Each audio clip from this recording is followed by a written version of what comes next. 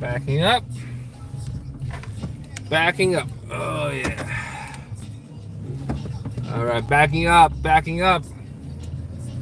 I'm gonna make this a ritual now, man. Network the whole time. Now I'm connected to 5G. Yeah. So like I said before, I'm trying to do this like a ritual, a daily ritual, just like how I do my daily live stream on the Meta apps on TikTok.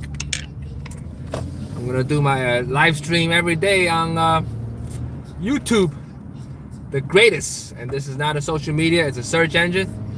Hello, hello. So I was just on YouTube earlier, checking out my friend, my colleague Chris Sands' latest YouTube channel, the Long Island Realtor. You can definitely check him out. He's pushing out YouTube style podcast. So far, since his inception, he already pushed out like 4 videos, man. The guy's a machine, so you definitely want to check him out. On my way right now to the Kabayan Grill. Do I have my wallet? Oh yeah, right. Kabayan Grill. Kabayan Grill is a Filipino restaurant down in East Meadow. So if you know the geography, I'm traveling from Westbury down there. So it's real easy. I'm gonna travel down on Post Avenue, going south. And then after Post Avenue crosses Old Country Road, it becomes Merrick. I'm gonna follow Merrick and go down more. You're gonna have Eisenhower Park on your left. We'll keep on going down until I cross Hempstead, and we're entering East Meadow, right? And then by Front Street, I'm gonna make a left, and then the restaurant's like right there. So I got a small order of things, 2 orders of the Shanghai lumpia, 1 for wifey and 1 for my son. I got myself the appetizer. I can't pronounce the name, difficult. It's in Tagalog, but it's basically this grilled pork dish in vinegar. It's kind of like a salad in a way, but it's not a salad. But it's like a cold dish. It's really good. If you like the tangy taste, vinegar taste, you'll like this dish. Right? And I was debating if I should get the kari, the oxtail in peanut sauce, or should I get the milkfish? It's like their national dish. But instead, I got some seasonal grilled fish. I don't know how it's gonna taste like, but it looks good. It's a grilled. They have either grilled milkfish, grilled tilapia, or grilled pompano. I know milkfish, as delicious as it is, it's got a lot of bones. So I don't mind picking out the bones, but at the same time, I'm lazy right now. I don't want to spit out the bones. I want something easier. So tilapia don't have a lot of bones, but I also like the pompano. So I'm getting myself the pompanos. It's gonna be really good. Kabayan Grill in East Meadow. This is my newest favorite place. It's a Filipino grill house, but it's also a local grocer that carry a lot of traditional ethnic sauces and things you can work with. But of course, they also feature the traditional Kamayan style eating. If you've seen it, the traditional way you're eating with hands off a banana leaf, they also offer that experience. So Kabayan Grill on Front Street in East Meadow, I definitely recommend that if you like Filipino food. I'm driving right now, so I can't exactly look at the comments. I want to keep my eyes on the road. But yeah, I'm at the red light right now. He said, "What is your mission?" All right, good. I invite you to my channel. It's Discover Miami. Yeah, I want to go back. I'll definitely join your channel as well. I want to hear a joke. It might not make you funny. Yeah, write it. If I can read it, I'll write it. Maybe at the next stop sign, I'll write it. I'm in the same getup like yesterday, in my denim, in my boots, in my hat. I like this cowboy look. You eat with hand every day. Pasta. Hey, man. These are our tools. These are our tools. When I used to think Wing Chun Kung Fu, I'm told these are weapons. So I'm at this guy next to me. Look at me. He's a goddamn influencer. So Yeah, look, man. Just a little bit on something. I was gonna get into I was gonna talk about the debate, but I'm not. Let's keep this casual, nice and easy, no politics. But yeah, my current mission right now is to go pick up lunch. I got food at home. I'm always asking wifey what you want to eat. She's in that mood where she's kind of hungry. Yeah, she don't know what to cook. I was also in that mood yesterday, hungry, don't know what to eat, and then I made something for myself. A little about me. I'm an edible insect enthusiast. I have a few different edible insect dishes I particularly like to eat. In one particular, also is the most accessible, is the bundegi. I'm Chinese. My wife is Korean. Bundegi is a traditional Korean snack or food, however you want to say it, because it comes in a little jar, so really like a snack. Bundegi is this broiled cocoon, right? Silkworm pupae, right? That's prepared. So when you open up the can, it's already soaked in this brine, right? And you're like, ew, man, it's insect, ew, it's bug, So, look, I'm not trying to push you to eat bugs. I'm not trying to say, that's a movement out there for edible insect. I'm gonna replace the beef and pork. Trust me, I like the big meats too. I'm a big meat eater, But at the same time, I'm an adventurous eater. I enjoy all kind of food. Why do couples got to go to the gym? Because relationship don't work out. That's funny, man. That's a good one. I like that. Oh, this guy already come in dropping Trump 2024. Yo, man, why you trolling? Look, dude, I ain't fucking you, right? I ain't fucking you, and you're not paying my bill. So what does it matter that you come to me with the Trump 2024? Does that even matter? It doesn't matter at all. All the silly arguments. You know what? Since this guy started, I'm just gonna say this. Last night I was watching the debate, and you know what? Watts in fact came in very weak, shaky, nervous. But as soon as he got into his element, he picked up the pace and he was rock and rolling. Which remind me, Watts he was a high school social studies teacher and also football coach. Even for the most seasoned veteran teachers, on your first day, first semester, things gonna get a little bit shaky. But once you get to know the students and he come back to his elements, the guy was rock and rolling, man. So I like that. In many ways, Vance, he's an old millennial, kind of like my wife.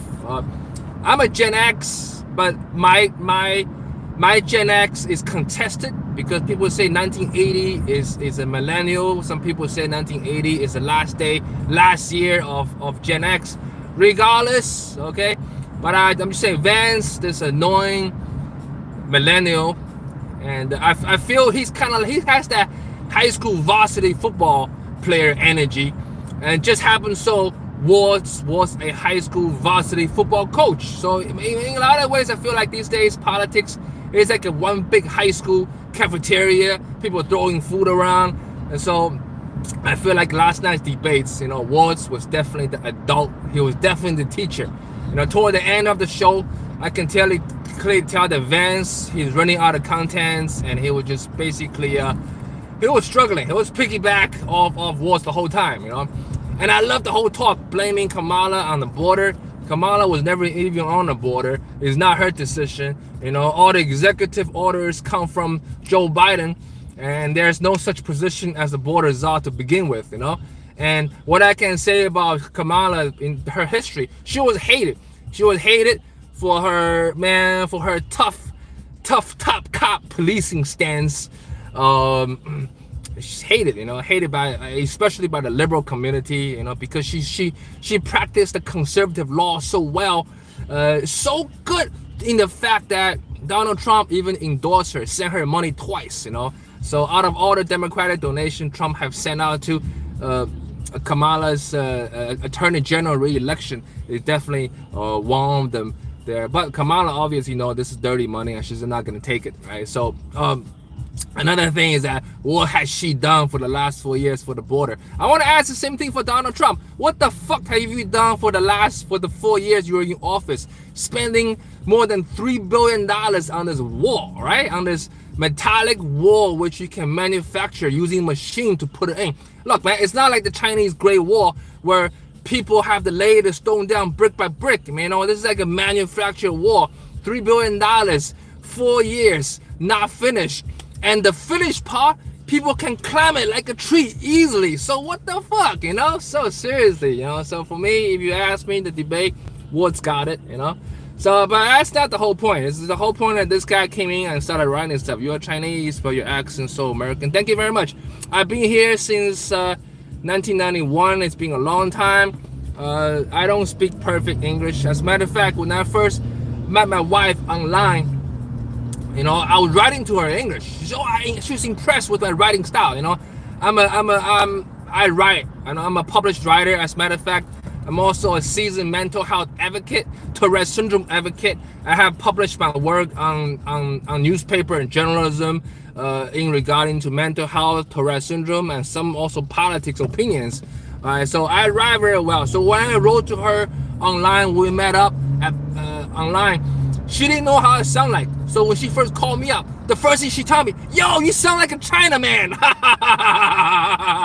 You know, until now, she still say that, yo, you still have a Chinese accent, you know? But I'm like, yo, that's cool. Having accent is great. Having accent is sexy. I like that, you know? So thank you so much, you know? But yeah, I'm in New York. I have a lot of friends, so my accent is also kind of mixed up. But yeah, that's the whole beauty of it. Yo, am I at Front Street? I told myself, I don't need to use the GPS. Let's see, what is this? Is this Front Street? Oh yeah, this is Front Street. Right, this is Front Street. Yeah, it is. It's Front Street. Good. Yeah, this is kind of. I know I need to wear my glasses. I do have my glasses here. I'm slightly nearsighted, so I don't wear them all the time. I have my glasses right here just in case things gets dark. I can't really see. Also, it's for the cops. You know, it's for the cops. You know, you got pulled over. I gotta make sure, hey, you know, yeah, I'm wearing my glasses, you know. All right, so I'm, oh, here we go. Kabayan Grill, man, this is gonna be good. All right, so 1 second, let me pull into the parking lot. I'm gonna keep this live going here, right?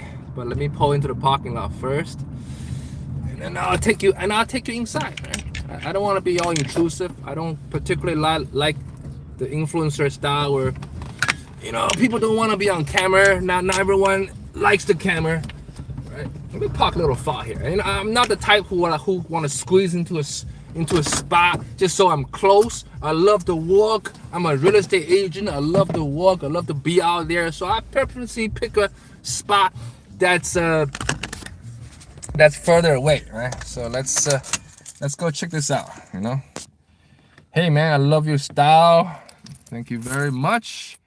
What's your go-to breakfast meal? Oh, breakfast meal. That's hard to say, man. Breakfast meal, man. Are you talking about Filipino food or what? I'm Chinese, you know, so I eat all kind of stuff. So I wake up every day at 7 o'clock in the morning so I can make breakfast for my kids. So a lot of time I just eat half of whatever my kid couldn't finish. Like this morning, I made him a scallion pancake with egg on the top, and he has some this pork sung, which is this dry shredded pork, and I lace on top and I wrap into a roll and I cut it. So he had half and I had half. So I can eat anything from Chinese style soup dumplings, all right, to Cantonese style dim sum. You have time, but I'm a New Yorker. Yo, give me a bacon, egg, and cheese on a roll with some ketchup. That's the best stuff. Or sausage, egg, and cheese on a roll with ketchup, and that's the best stuff, man. But I eat all kind of breakfast. Also the Koreans, because I live with a Korean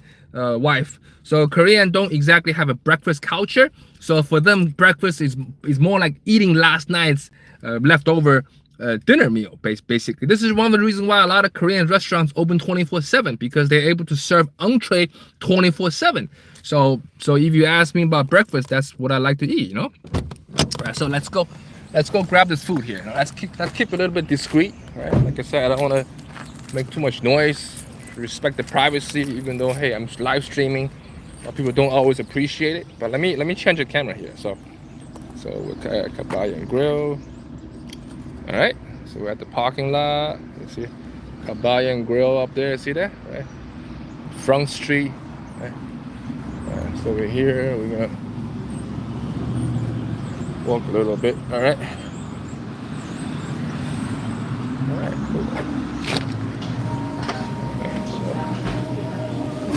Restaurant here. Hey, pick it up. Yeah. Huh? I ordered two lumpia. Yeah. The lumpia, the grill thing, right? 2 times 8.95. Yep. I was the one that kilawin. No, 13.95. Yeah, and then the grill pompano, right? Yeah. And the grilled pampano Yeah. would be 16. 16. Okay, perfect. I like that. Nice. 53. There you go. Even. Thank you. Perfect.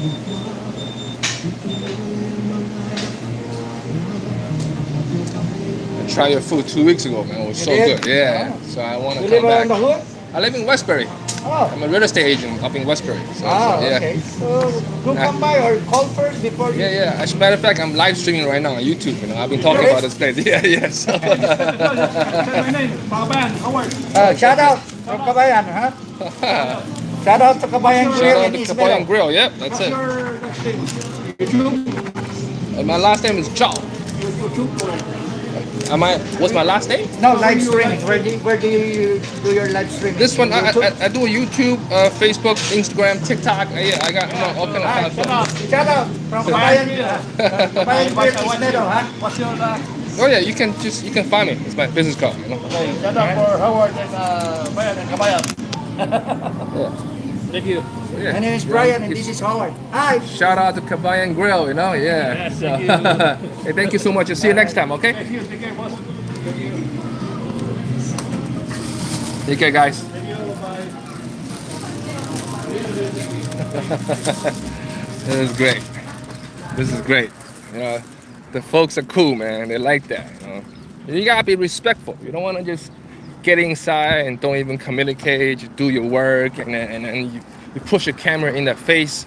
So even though you have a good intention of making the promotion, but you know, people don't like that, man. You know. So let me get into my car, and then we're gonna continue the drive going back. In the meantime, let me take a look at the comments here, man. Oh, this is great, man. You know, I only started to live stream on YouTube yesterday. I mean, officially yesterday. I tried to mess with it, but didn't like it as much. You know, but you know, this is great. Comparing to live streaming on TikTok, on Facebook, on Instagram, I have to say so far the YouTube live stream has been the most productive experience. So thank you so much for joining me here. Let me, especially, man, everyone's coming in, coming on. My feeds for Meta is kind of dead, you know. You know, it's partially my fault. You know, being very outspoken, and you know how the Meta algorithm is not very friendly, so they're often mistaking my good intention for something bad, you know. So my feeds don't exactly run. I have to pay ads so people can see my stuff, you know. So I'm all Trump, voting Trump, but stop forcing. No. Wait, what are you talking about? Yeah, I'm all Trump. I ain't forcing nobody, you know. Trust me, I ain't forcing nobody. Yeah, see, this guy's all he's forcing. He's just straight up trolling at this point, throwing all this stuff out. Yo, seriously, you know, nobody want to get forced upon, you know. Yo, this is democracy. You want to force upon us? That's not democracy, bro. You want to force it on us? That's dictatorship, man. You know, I don't even have to say the ism words, you know. I can just say dictatorship, you know. You're trying to force it onto us, you know. People have no choice, you know. So stop trolling me with this Trump stuff. You know, don't force us, you know. Let's maintain a democratic value here, okay? Let's respect each other, right? Even though I'm not with Trump, right? But I'm with who I'm with according to my core value. You know, people was like, yo, you're super partisan. All you vote is for Democrat. I said, well, you know what? My core value aligns with, happen to align with Democrat values. You know, what can I say? You know. But anyway, so I got my food. It's really good. I'm very happy. The love here is great. You know, next time I'm gonna come through on some other platforms. Actually, you know what? I know them well now. I'm also a photographer. I wear many hats, not just this one. I'm also a photographer. I'm a videographer, so I will definitely come back here and do a nice video on their food. And let's see how that goes, So this should be a good one, Yeah, so let's see here. I'm also a streamer, gamer. Oh, yeah, on Twitch. Oh, yeah, people have told me to use Twitch because I have Tourette's. Yeah, Twitch. But a lot of Tourette's, a lot of Tourette syndrome advocates are happening on Twitch, and a lot of them, I also have a podcast, Fabulously Tourette Radio, and some of the Tourette influencers come on my radio. We talk about Twitch. It just happens so Twitch happened to be the name Twitch. Kind of associate with the tics we have for Tourette syndrome. So it is a really good platform, but I haven't got into it. So I got too many platforms in my hand to juggle with, So I'm trying to stay more focused right now. So, but Twitch is definitely a good platform for gamers. My kids like to play games a lot. My oldest likes to play anything strategic. I don't know. Like recently I downloaded. I'm a Nintendo Switch guy, right? So recently I downloaded Civilization, like 6 or 7. 7 didn't come out yet, right? 6, right? Anyway, yeah, I remember that game from the computer days. I used to play that thing back when I had a 386, right? 386. It wasn't even Pentium. It was 386. And that was really old, man. It was probably Civilization 1, It was like 2D graphics, So that's why I know this is an old game, famous game, has been around for a long time. I also know that my kids like games like this, building cities, managing things, and he loved it. At first, he said, "Yo, Dad, this is hard. I don't know what's going on." I'm like, "Don't even ask me." I said, "This kind of game frustrates me. I want to break the TV." But I said, "Son, I know you like this, And then, yeah, you know what? Guess what? Within a week, he figured out. I'm like, "Did you watch YouTube for tips?" Like, "No, Dad, I just figured out how to do it." I was like, "Oh, damn, see, I knew it, So I told him his birthday's coming up soon. I said, "Bring a list in Nintendo's shop, and Daddy gonna pick the one that you like. I'm gonna get you the game, And we are both big. I have a youngest too. My youngest hasn't exactly picked the game he liked yet, but he's all Roblox. But we all love Zelda. We're big Zelda family, starting with Breath of Wild. But of course, I go way back, with Zelda, right? I always thought Zelda is a very hard game, back on an old Nintendo platform, right? It's still hard, but since the Breath of Wild series, it's been relatively easy. Especially, I love, free roaming style games where, you have defined mission to play, yet you also can do whatever the hell you want to do. So I love this kind of games, including all the Grand Theft Auto series, right? You can do whatever the hell you want to do. It's great. I like that. So Zelda, since Breath of the Wild, it's something we love. Tear of the Kingdom, we love. The kids beat it multiple times. They also beat multiple Gleeoks. Seeing how scared they are of the hand, right? Of the hand. Right now, the gloom hands, right? So now they don't care about the gloom hands anymore. It's great, So, but yeah, that game right now they haven't been playing so much. They've just been sitting there. But once in a while, we still go back and revisit. I'm a big Skyrim fan. Skyrim has been around for such a long time. As a matter of fact, I hasn't played it for a month already. But I'm on there a lot. I can see why they kept on updating. It is very, very addictive. Okay, so now it's kind of a little tricky here. Let me stop. So even though this is Long Island, this is not in New York City, I still don't want to block the cube. It's a very good habit. A lot of traffic here. Damn, I picked the wrong road, man. I should have jumped on the highway, but it's okay. It's okay. This just means that I get to talk a little bit longer, right? So let's see here. You earn my follow. Hey, thank you very much. Thank you very much. Love your accent. Great, nice to meet you. I love Chinese ladies. Yeah. Oh yeah, Chinese lady. Yes, definitely, man. I've been to China to visit my friend's family. It's beautiful. Yeah, beautiful. But yeah, China. You know what? China hasn't been back. I haven't been back to China for a long, long time. The last time I was in China was, it was 2010. Oh my God. My father went back a couple of times. Almost every year. I wanted to go back when my grandmother was sick. She caught COVID 2 years ago, and she was 103 at the time. And longevity runs in my family, you know. But unfortunately, due to many reasons why, particularly the politics between the two countries, I couldn't get it. Not only can I get a plane ticket, but because I'm a citizen here, I couldn't get a visa, right? You know, because it's so hostile between the two countries. You know, it was just tough. So unfortunately, I couldn't go back, and my grandmother passed away 2 years ago.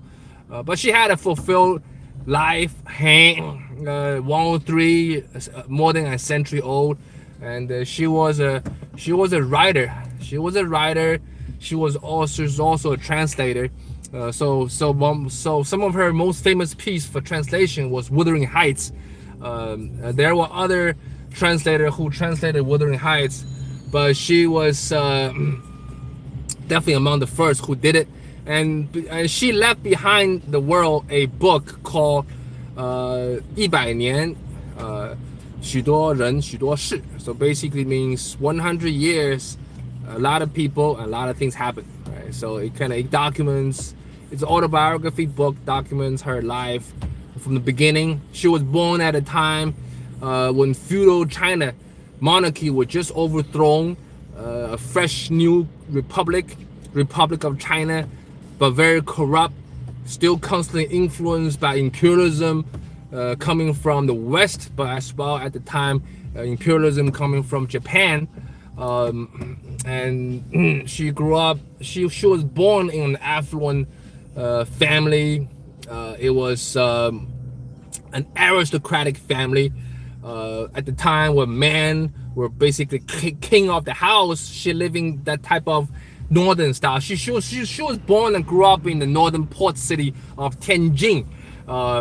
That's also in Hebei province. It's probably about 500 miles east of Beijing, if you know the geography. She was born in an aristocratic family. Like I said, the man was the king. Her father was like I think one of the founders of China Bank. So they had like royalty connections. So he had like 4 or 5 wives, you know. So but after she was born, and also that's when the family started falling apart. I believe her father passed away, and then there was a power vacuum in the house, struggling. Her brother, you know, was also a renowned translator. As a matter of fact, one of the very few interracial marriage. Because the family had money, they sent their kids overseas to study. Him, the big brother, went to Oxford, where he met his beautiful wife for life, Gladys. You can look him up on Wikipedia. His name is Yang Xianyi, and also you have Gladys Yan. You can look it up on Wikipedia. They're very famous for cross translation of both modern English literature into Chinese, and also modern Chinese literature into English. So it's very famous. I'm very grateful to be born in this family. My grandmother, of course, in Tianjin at the time. I know at one point she loved to write. She wrote for newspaper. It was an underground newspaper because they were rebelling against the invasion of Japanese imperialism. At the time, Tianjin City, just like Shanghai, it was under the sphere of influence from the West. So the city was leased. Okay, it was leased by multiple Western powers, like, you know, Germany, the British, American also had their share too, right? Leasing a piece of the land, and of course Japan also had their own territory, and so it's colonialism within a city. So really make you feel like, you know, this is the block I grew up in, but now it's not yours anymore, and belong to some foreigner from another land, you know. So she grew up in that kind of a turbulent day. So in her days writing newspaper, she wrote articles criticizing, you know, the Imperial Japanese negative influence on the land, calling them out, and to a point that she attracted so much negative attention from the Imperial Army that they sent spy upon her, right? They're trying to shut her up, maybe even try to kill her. So she had to run. So that's also around the time when the Marco Polo incident happened, right? The Marco Polo Bridge incident happened when Japanese Imperial crossed in. And I just want to emphasize, going back to 1921, the Treaty of Versailles, when World War I ended and Germany lost the war, Woodrow Wilson took part in the arbitration of the losing side, Germany, and that was also when they arbitrated to tell Germany to give up its northeastern corridor, the territory which they colonized in China. Instead of returning that piece of territory back to the sovereign nation, it was forcefully given that corridor to Japan. So in many ways, Japan used that corridor as its way to descend through the colonized Korean peninsula and across the Marco Polo Bridge, and hence starting the whole invasion of China, hence starting the Sino-Japanese War. That's also at the time when my grandmother, had to fled her hometown city, right, because of the activism she's been practicing, and so war started, right, at the time. China, the leadership in China and all the educators had the brilliant ideas. They want to make sure that they have enough resource, right, in the meaning of human resource, right, educated human resource at hand, right, just so when the future comes, when the war ends, we have people who have capable people to help reconstruct the nation, to bring the nation back from the ashes, right? So education is never lost. So these great educators and leaders of the past created something called a 西南联大. So it's the Southwestern United College. At the time, it was in Chongqing, right? It's in Kunming or Chongqing, to get my facts right. But yeah, it was in the Southwest. So my grandmother, that's how she met my grandfather. My grandfather was from the province of Zhejiang, in city of Wenzhou. Wenzhou produced many literary giants like Lu Xun. So my grandfather was a poet, also very patriotic, very passionate. I firmly feel that I got the passion from him. And he created an underground poetry club, so young poets at the time can write poems regarding patriotic poems, celebrating the nation's culture and history, at the same time pushing awareness onto the people about impending invasion coming from Imperial Japan. So him and my grandmother were on the same mindset. So that's also where they met in Southwestern United College. It's a very beautiful thing. Yeah. So from there, it just many decades passed. I have asked my grandmother about before she passed away. I asked her, hey, what do you think about China? I said it's great.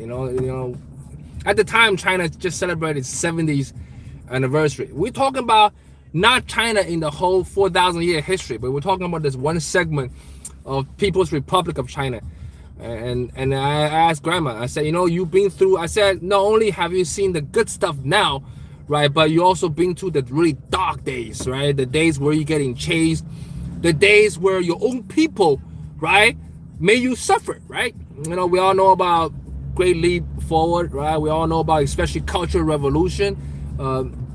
My mother's parents, they were war heroes, right? Yet that during Cultural Revolution, somehow they were pinned as counter-revolution, and they were put on public trial, mocked and tortured daily on daily basis. My mother at 13 years old, being very naive, she stood there and just watching her parents getting beat, right? Because she felt that maybe there's some sympathy from the people. And guess what? The people who did this to my grandmother, They were fucking kids. They were kids. They were other 13-year-old, 14-year-old kids from my mother's school, turned on their parents, right? So they don't know anything better, right? This is why it's very, very important that we understand the misinformation out there, right?